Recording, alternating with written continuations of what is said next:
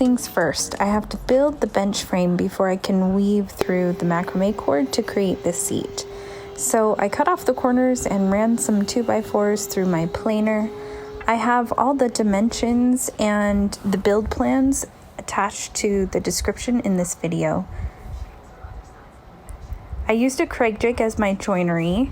This was an extra long bench because of the place that it was going in the home.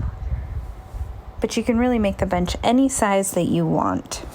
A standard bench is usually about 18 inches tall. So I made this bench 18 inches tall, 16 inches deep, and about 6 feet long. I'll be attaching free printable plans to my website as well, and if you've never used a Craig jig or are new to woodworking, I have a video all about that process here you can click on.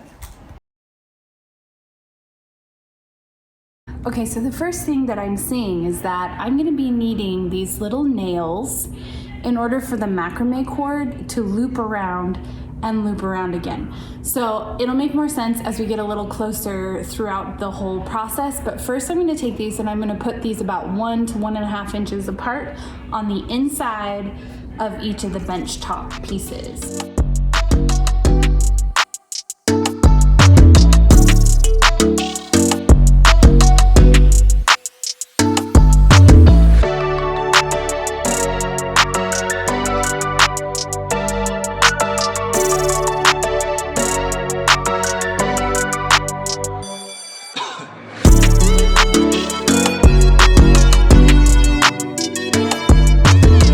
I did was tie the macrame cord in a tight knot, a double, triple, even, and then I wrapped it down and under the first side, up and over to the other side where I'm going to go underneath and loop it around the nail and then come back up and over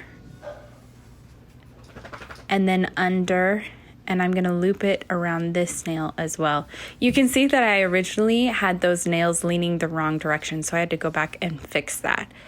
And then you just repeat this step, loop it around the nail, back and over. I did it 5 times so that I had 5 cords running across this way before I do the spacer loops. You could do 4, you can do whatever you want. I suggest you keep it an even number because it helps in the later steps. So here I've done 2 spacers, which I'll get to in just a second, and now I'm doing the exact same thing we just went over, where I'm looping it around the nail, bringing it across, looping around that nail, bringing it across. You just got to make sure you keep the cords really as tight as you can and keep them as close as you can, but straight so that they stay in line. Now you're going to just wrap it around 4 times. And come across to the other side, and we're gonna make that same spacer like I have here and here. I'm gonna go straighter. There we go. So I'm gonna come all the way across here. And the thing with this is that it needs to loop around the same amount of times, but it needs to go between these 2 sides. And I have this giant spool, so I'm gonna go.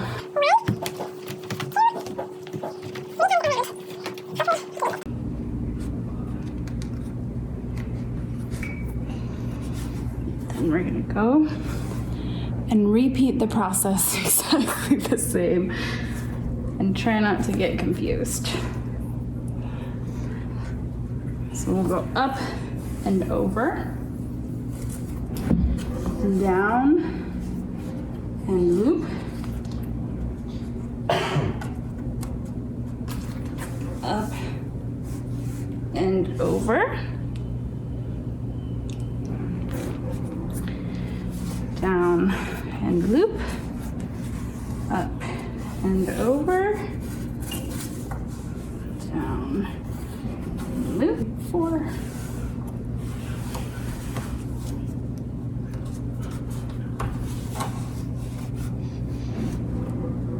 Okay, so now we're gonna go round and round and round and round this side. Take it across and go round and round and round and round between these 2. to create the spacer on this side. And we'll just repeat the pattern.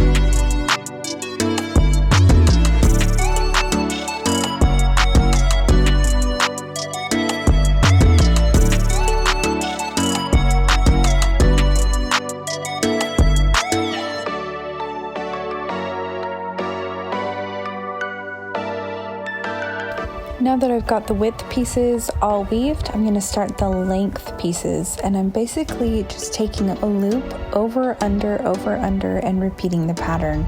I will go more in depth here in just a second and take you through each step on how to do this process, but it's basically the same as the width one. It's just going lengthwise and in between. But hang on and I'll show you.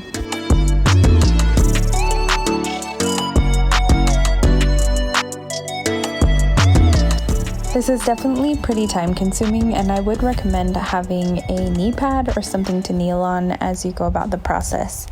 But you can see as the pattern starts to take shape how beautiful it's going to be. And the more I started to weave this part of the process, the more excited I got about how it was going to look in the end.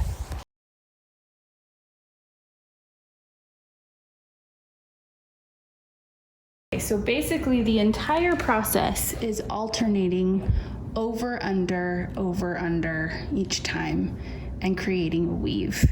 So I'll take you through that process and show you how it connects on the other side. I've found that if I pull it through a little bit and give myself some slack, it's much easier to weave through little bits at a time. And I'm doing 4 across for the top. I feel like that's the easiest way because you can do 2 at a time when you loop it through. So if you keep the number even, it'll make the process go a lot more smoothly. Over, under, okay. Now I'm taking you up from the underside so you can see, here's the nail, here's where I've wrapped the last few. Basically, you just take the loop that you just went over under with, and you're gonna wrap it around and hook it. And you wanna make sure it's nice and tight. Sometimes you need a little extra slack. Hook it over the nail, and then pull it back tight and push these all down from the other side. So I'm wrapping it around on this side, and then I'll go back to that side and do something similar as before. So I'll show you. I'll take you down. So now I'm gonna tighten it all the way down. I want to make sure it's nice and tight so that when they sit, they don't sink. So I want it to have nice, good tension. So I'm pulling it down. The loop is still on that nail down at the other side. Oh, I'm gonna have to move my angle and show you this next section. Here's how I start the second row along over under. Okay, now we're on the other side. I have 1 rope here and I'm trying to loop it around so I can create my next row on top for here, this section. I need 1 more row. Okay, so what you do is you wrap it around this 1 nail, just like so, and you're gonna bring it up. Let's see if I can get you guys to see. Bring it up on this side, and this is gonna create my loop. I'm gonna go down this way. Okay, so I've got it right here, and this is what's gonna create my next row. So I'm taking this one side and I'm gonna go the whole length of the bench to get my length correct and figure out where to start the loop. So I'm gonna take my cord all the way down. Need a little more slack to here. And that's my measurement. So I have my loop now. And I'm gonna take it and continue the same pattern of this one next to it. So it's gonna go over, under, and continue.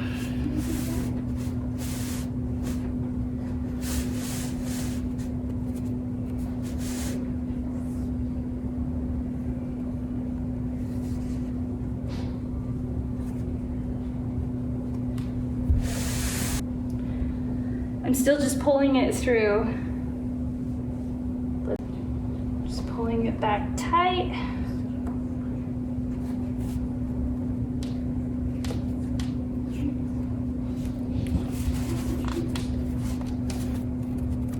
And I have one more, looks like, row to do. And now that I'm done with these 4, the next pattern will be starting under and over to do the opposite of the previous one. So I'm gonna do that now.